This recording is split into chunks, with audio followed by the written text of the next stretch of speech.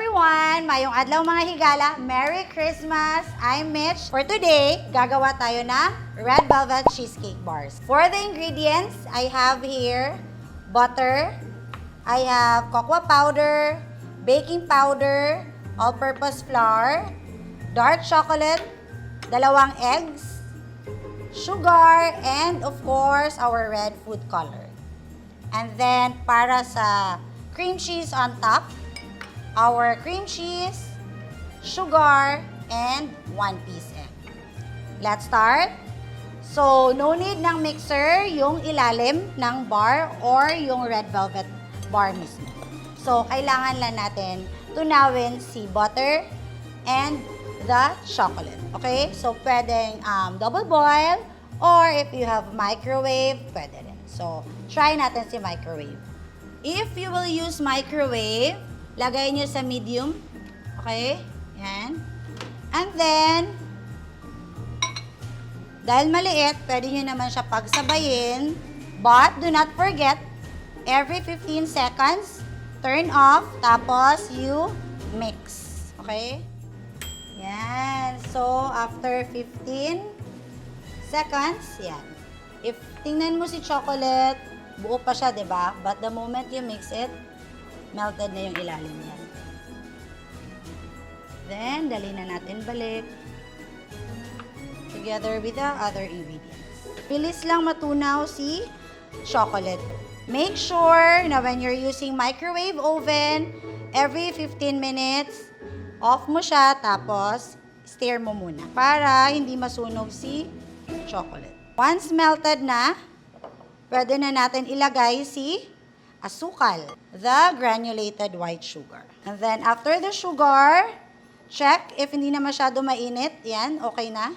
Then, put your eggs.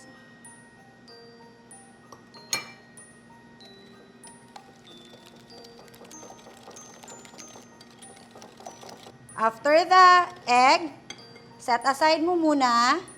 And then, paghaluin natin yung dry ingredients. Yung all-purpose flour, yung cocoa powder, and yung baking powder. Yan. Madali lang, ha?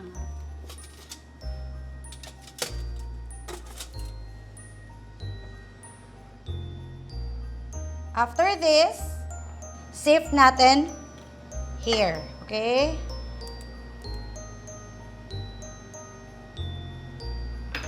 Then, mix again.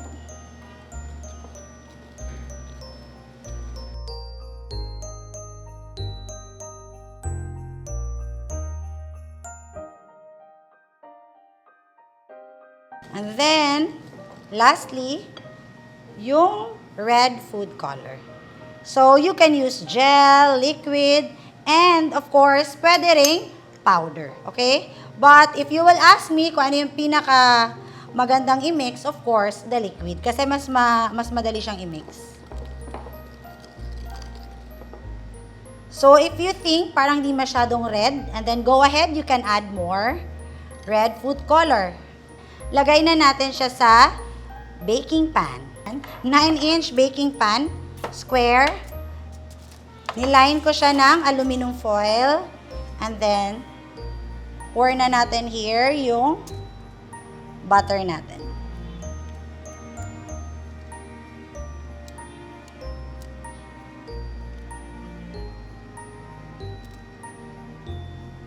Set aside natin to.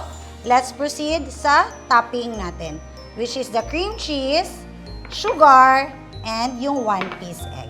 So, if you have stand-up mixer, again, use the paddle attachment.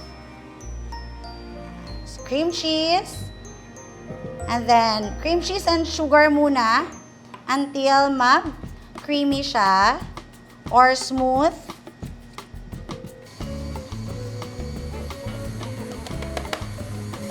Then, add na natin si egg.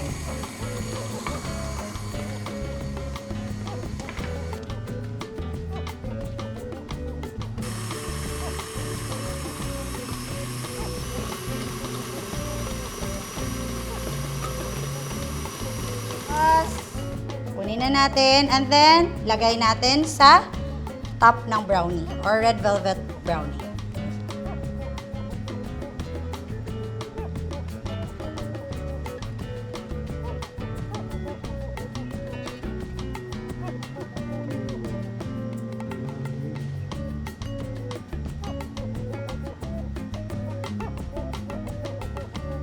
Ayan, so after malagay yung cream cheese topping, swirl na natin or gawa ka lang ng or kuha ka lang ng kutsilyo and then swirl mo lang. Okay?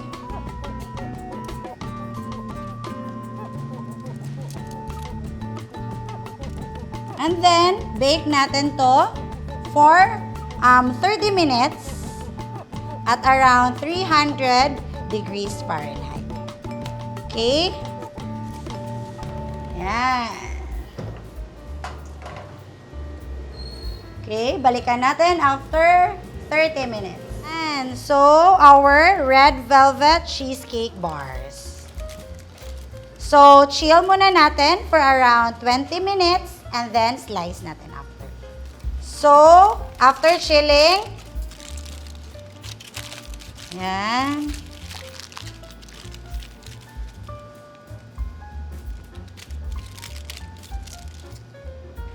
Divide na natin.